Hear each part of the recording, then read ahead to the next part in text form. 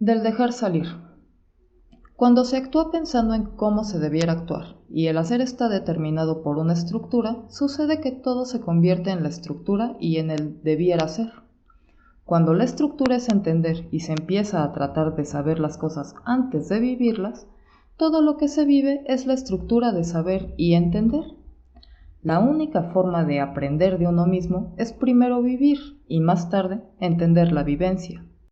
Es tan obvio como el pensamiento de que antes de entender algo es necesario que nazca. Si ese algo no ha nacido y por tanto no existe, no hay forma de entenderlo. Querer entender algo que no ha nacido es solo entender el entender. Cuando alguien vive sin pensar en cómo lo hace, deja salir lo que hay dentro del sí. Es solo cuando ocurre este dejar salir que lo que se es aparece.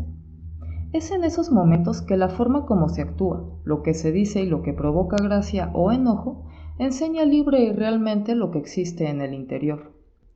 Si alguien desea conocerse, es necesario que primero aprenda a dejar salir, sin restricciones, lo que tiene dentro. Sin restricciones quiere decir que no trate de entenderlo en el momento en que lo vive. Cuando después de haber vivido se analiza la vivencia, se entiende. Si en cambio se trata de entender una vivencia que no se ha tenido, solo se hace una falsedad. Para poder entender una vivencia que se ha tenido, no basta con desear hacerlo, se requiere que el análisis sea libre y sin prejuicios, o sea, sin ninguna estructura o patrón lógico preestablecido.